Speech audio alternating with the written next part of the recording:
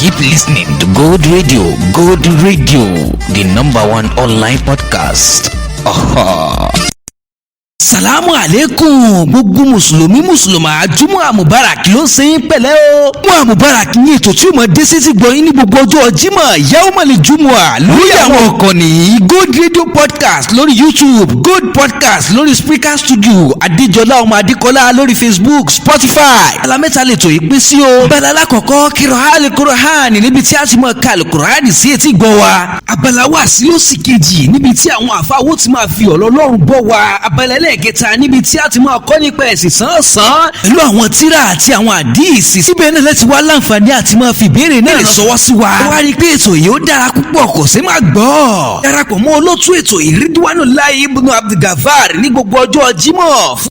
Láti ṣe onígbọ̀wọ́ àbí fún ìpolówó ọjà ẹ pè sórí aago yìí 09067090901. Jummah Mubarak ló ní pé síláṣẹ a ò ní sẹ̀ sí o. Ètò tí ó mú wá sí ti gbọ̀yìn lọ́wọ́ báyìí lórí Gold podcast onáà ní Jummah Mubarak ẹ jẹ́ á gbọ́.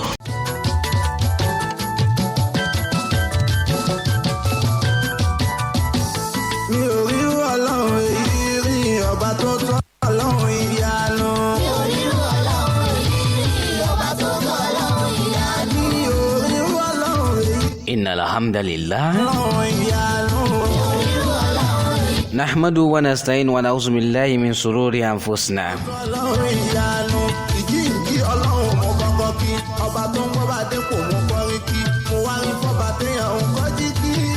Wa min sayyiati a'malina. Man yahdihillahu fala mudilla lahu wa man yudlil fala hadiya lahu. Wa nashhadu an la ilaha illallah wahdahu la sharika lahu wa ashhadu anna Muhammadan abduhu wa rasuluhu. Allahumma salli ala sayyidina Muhammad wa ala ali sayyidina Muhammad kama sallaita ala sayyidina Ibrahim wa ala ali Ibrahim innaka Hamidum Majid wa barik ala Muhammad wa ala alihi Muhammad kama barakta ala Ibrahim wa ala alihi Ibrahim innaka Hamidum Majid. Ẹ kú lé o gbogbo mùsùlùmá ẹ tún káàbọ̀ sórí ètò yín ètò wa tá a pè ní Jummah Mubarak eléyìí tẹ́ ẹ máa ń gbọ́ ní orí Gold podcast ní gbogbo ọjọ́ Friday ọjọ́ mẹ́jọ. Ètò yìí ní kọ́ wa nípa ẹ̀sìn Islam. Lórí ètò yìí láti máa ń kọ́ nípa ẹ̀sìn Islam. Allahu Akbar.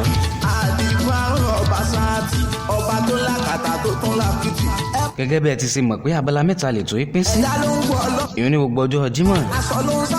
Àmọ́ nítorí àkókò tá a wà yìí, àkókò Ramadan, ló fi jẹ́ pé abala méjì péré là ń láǹfààní àti máa mú wá. Abala qira'atul Qur'an àti abala wáàsí. Lẹ́yìn Ramadan ẹ máa jẹ àǹfààní ẹ máa jẹ gbádùn abala tó kù. Eléyìí tá a pè ní nípa ẹ̀sìn. Níbi tá a ti máa ń dé láǹfààní àti máa débi àwọn tírà kọ̀ọ̀kan pẹ̀lú àwọn àfáà wa Muhammadul Fatih al-Farisi.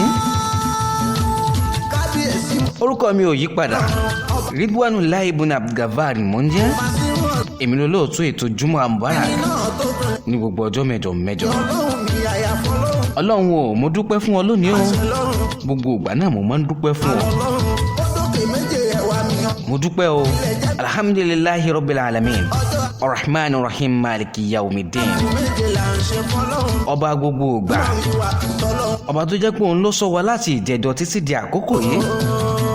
Kò já gbá burú síra wa. Kò já gbá burú sáwọn mọ̀lẹ́bí wa. Ọlọ́run àwa dúpẹ́ o. Àwa mọ̀ lóore. Ramadani yìí sojú ẹ̀mí wa. Àwa la bẹ̀rẹ̀. Dákun Ọlọ́run jẹ́ ká lè parí Ramadani yìí. Ẹ̀mí wa jẹ́ kó parí Ramadani yìí. Lẹ́yìn Ramadani yìí jẹ́ kẹ́mi wa tún máa bẹ lọ. Ọlọ́run wọlá agbára rẹ̀. Wọlá agbára tó fi ń jẹ́wọ́ nìkan. Gbogbo àwọn ọ̀tá wa bá wa ṣẹ́gun wọn. Ṣé àwẹ̀ ń lọ lápá tọ̀dọ̀ yín?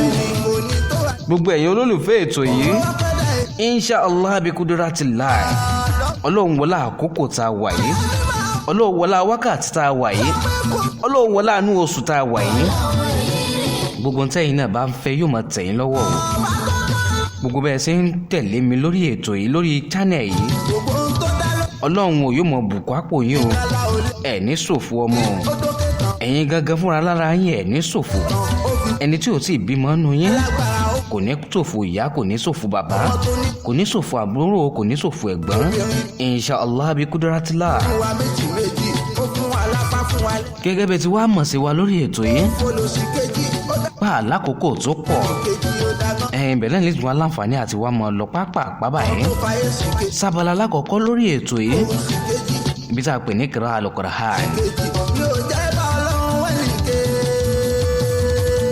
bẹ́ẹ̀ ni Ọlọ́run nìkan náà lọ́ba alágbára tó lágbára lórí ohun gbogbo ó náà ló lágbára lórí àwọn alágbára tó ń pera wọn lálágbára ó ló lágbára lórí àwọn tí ò lágbára tí wọ́n ń pera wọn lálágbára alágbára ayé ẹ rọra o ẹni gbàgbọ́ pé Ọlọ́run ọba wà bàbá tó yẹ pé òun ló lágbára lórí ohun gbogbo. ẹ dákun ẹ̀yà ara alẹ́ ẹ̀ ní fi ṣèbínú fún tòní o mo láfàwọ́ wà lórí ètò fún tòní àmọ́ nínú àkọọ́lẹ̀ tọ́lọ́run ti ṣe fún wa lórí ètò Jummah Mubarak àfàwọ̀ sí lórí ètò fún tòní mọ́ Ọlọ́run bá nìkan náà ló tó ṣe bẹ́ẹ̀ ó ní wíbẹ̀ jẹ́ bẹ̀ ń bẹ lọ́wọ́ rẹ̀ àwa dàbí àgbà ni nígbà tí ò sì wọ Ọlọ́run tó sì ń ta lè ṣe o. ẹ já mọ́ lọ sábàlá lákọ̀ọ́kọ́ lórí ètò Jummah Mubarak ká lọ gbọ́ al-Qur'an ẹ mọ̀ pé inú àwẹ̀ náà la wà báyìí ládá tún bẹ nínú al-Qur'an tí yàn bá gbọ́ àràfí kan èyàn kí Ramadan tó dé yóò ní ẹ̀san 10 àmọ́ nínú Ramadan báyìí ẹ̀san rẹ̀ multiple ni o ẹ já lọ gbọ́ al-Qur'an nígbà bá padà dé a máa tẹ̀síwájú bismillah. الرحمن الرحيم ألف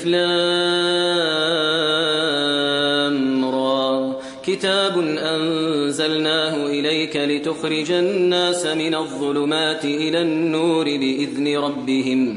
بإذن ربهم إلى صراط العزيز الحميد الله الذي له ما في السماوات وما في الأرض وويل للكافرين من عذاب شديد الذين يستحبون الحياة الدنيا على الآخرة ويصدون عن سبيل الله ويبغونها عوجا أولئك في ضلال بعيد. ẹ káàbọ̀ padà láti abala al-Qur'an kíra al-Qur'an gẹ́gẹ́ mo ti wá sọ fún wa báwọn àfáàwò sí lórí ètò fún tòní wọ́n fún wọn ránṣẹ́ o àmọ́ nígbà tó jẹ́ pé bó ti wọ Ọlọ́run fún tòní nù á ṣe bẹ́ẹ̀ náà ni kò sí ní ta lè bọ́ lọ́run fàtòrípọ̀ Ọlọ́run ọba nìkan náà ló lágbára àti wíbẹ̀ jẹ́ bẹ́ẹ̀ onìkan ló ọwọ́ rẹ̀ ló wà ẹ má fi ṣèbínú. pàṣẹ wá padà dé ẹja kábùlù abala wá sí. èmi náà ní láǹfààní àti mú amú wá sí náà wá fún wa lórí ètò fún tòní.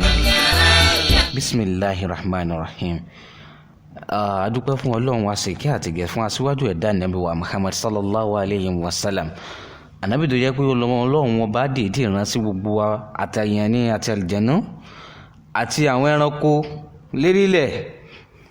ànábì Ọlọ́run ọba ló rán sí wa lórí tó jẹ́ pé ó fi manua ẹ̀sìn Islam tó rán sí wa pẹ̀lú ẹ̀sìn Islam tó jẹ́ pé wá fi manua ẹ̀sìn Islam náà manua tá fi mọ̀ sí ẹ̀sìn Islam ní tá máa fi ṣe ẹ̀sìn Islam náà tó fi rán ànábì wa Muhammad sallallahu alayhi wa sallam ìrìnnú oṣù tá a wà yìí oṣù Ramadan tí ẹ bá gbàgbé láti bí ọ̀sẹ̀ kan àbí sí méjì báyìí láti ń bára wa sọ̀rọ̀ lórí Ramadan nǹkan tá a máa ṣe nínú àwẹ̀ Ramadan tí ẹ bá gbàgbé ní ọ̀sẹ̀ tó kọjá mo sọ fún wa pé ká dún ní mọ́ kíka al-Qur'an ká máa ṣe ìtọrẹ àánú bẹ́ẹ̀ ni ẹja máa ṣe ìtọrẹ àánú torí ìtọrẹ àánú ó dá púpọ̀ nínú oṣù yìí ìtọrẹ àánú ká máa ṣe ìtọrẹ àánú ó dá púpọ̀ nínú oṣù Ramadan torí ládá tó wà ń bẹ̀ ó ju ti ìgbà tá a bá ń ṣe nígbà oṣù lásán lọ nítorí pé Ọlọ́run ọba ló dìídì sọ fún wa nínú Al-Qur'ani pé ẹ máa ṣe ládá tó wà nínú àwẹ̀ ó ju títí àwọn oṣù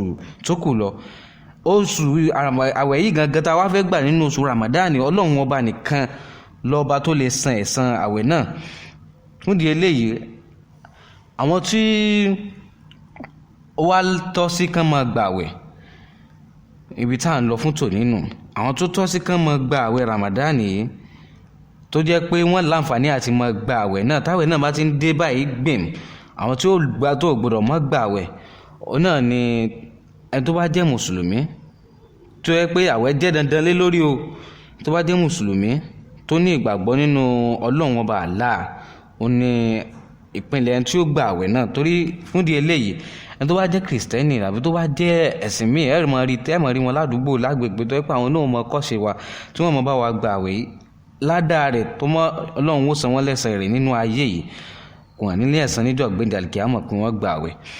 Àmọ́ àwa tá a bá jẹ́ mùsùlùmí tá a ti kọ́kọ́ nígbàgbọ́ nínú Ọlọ́run, àwa náà la lè láǹfààní àti gba àwẹ̀ tá a sì lè ní ládàá rẹ̀. Ẹlẹ́ẹ̀kejì ń bẹ òun náà ni ẹni tó bá lálàáfíà. Ẹlẹ́ẹ̀kẹta òun náà ni ẹni tó bá ti bàlágà, àwọn náà láǹfààní àti máa gba àwẹ̀ tí wọ́n sì máa ní ládàá àwẹ̀ yìí lẹ́kùnrẹ́rẹ́. Ẹlẹ́ẹ̀kẹrin ń bẹ náà ni ẹni tí ó bá láǹfààní sí ìlera pípé, ó pọ̀ lọ́ba àwọn jáǹtì rẹ̀. Àwọn tí ò ní láǹfààní àti gba àwẹ̀ tó yẹ pé Ọlọ́run yọ̀ọ̀da àwẹ̀ fún ńlá àwọn tó bá jẹ́ wípé wọ́n bá nọ́ọ̀sì ọmọ tàbí tí wọ́n wà nínú oyún tí ìlera ara wọn ò bá pé, àti sọ́nà lálákọ̀ọ́kọ́ àwọn onírìn àjò tí wọ́n bá rìnrìn àjò Ọlọ́run kàn yọ̀ǹda rẹ̀ fún wọn nínú àwẹ̀ Ramadan yìí, àsìkò Ramadan wọ́n san padà o, wọ́n san padà. Ìfúndi eléyìí ẹ dákun ẹja rọ́jú gbàwẹ̀ lákòókò mọ́, ẹja rọ́jú gbàwẹ̀ káwá bá tí wọ́n ń gbàwẹ̀ kádún nímọ̀ ìbádà ṣíṣe. Àwọn ìbádà wa láwa máa ṣe nínú oṣù Ramadan, oṣù lámlánà yìí, ẹja máa ṣètọrẹ àánú. Tá bá ti ń ṣe ìtọrẹ àánú, ẹni tí ò bá rí jẹ ká gbé oúnjẹ lọ fún wọn nílé, ẹni tí ó bá kù díẹ̀ káàtó fún wọn ẹ jẹ́ ká ṣàánú fún wọn, ẹ jẹ́ ká máa ka Al-Qur'an Karim, ká tún wá máa jí ní òru, ká máa ṣe àdúrà, ká tún máa yan náfìlà, kí náfìlà wa kó pọ̀. Torí pé ẹ̀san tó ń bẹ nínú àwọn nǹkan tá a bá ṣe nínú Ramadan yìí ó yàtọ̀ sí ẹ̀san tá a gbà nígbà tí ó jẹ́ pé oṣù lásán lásán náà o. Torí gbogbo inú àwọn oṣù yìí náà ló ní àwẹ̀ kọ̀ọ̀kan tá a máa ń láǹfààní àti gbà, àmọ́ oṣù tọ́lọ́run ọba bu ọlá fún jù ní oṣù Ramadan. Gẹ́gẹ́ bí ẹ ti wá mọ̀ pé oṣù Ramadan tọ́lọ́run ti wá bu ọlá fún ẹ jẹ́ ká ṣe ojú kòkòrò àwọn nǹkan tó wà nínú oṣù Ramadan yìí, ká láǹfààní àti máa ṣètọrẹ àánú, ká máa yan náfìlà lóru. Sàárì wá lè ibi tá a lọ fún tòní sàárì ẹ dákun ẹ mọ̀jà bú sàárì o. Ẹlòmíín wá pé aago 6 ní ó tó dìde lórí oúnjẹ pé òun ti jẹ sàárì tán, ọjọ́ sánú o. Sàárì ẹ jẹ́ ká mójútó, ká mọ táìmù, ká mọ àkókò tó jẹ́ wípé ó wọlé, ká sì mọ àkókò tó jẹ́ wípé sàárì ti tó. Irú fún di eléyìí nísìnyí nínú Ìbàdàn tá a wà yìí, sàárì ó ti stop láti pátápátá, kéèyàn stop ẹ̀ ní 5:25. Ẹ dákun ẹ jẹ́ ká múra sí ká tẹ̀lé ogun tá à ń sọ yìí. Fún di eléyìí ibi tá ti mọ láǹfààní àti mọ dánu dúró fún tòní nìyí, torí àkókò tó ti lọ. Tó bá di jọ́mẹ́jọ inshallah bí kudratillah ẹ mọ láǹfààní àti mọ pàdé àwọn àfáà wa Muhammadu Fatihu Al-Farisi lórí ètò Jummah Mubarak. Ẹ má jà gbàgbé o, ẹ já máa jí lóru, ká sì máa lékún ní ìbádà, ká sì máa ṣètọrẹ àánú fún àwọn tí ó kù díẹ̀ káàtó fún. Subhanaka Allahumma wa bihamdika ashhadu an la ilaha illa anta wa astaghfiruka wa atubu ilayk. Ó tún dijọ́ mẹ́jọ tá tún máa láǹfààní àti máa pàdé lórí ètò Jummah Mubarak. Ma'as-salam wa ila liqa. Ẹni tó bá láǹfààní àti fẹ́ pè mí fún nǹkan kan àbí nǹkan méjì, ẹ pè mí sórí nọ́mbà 090-670-909001. Ma'as-salam wa ila liqa.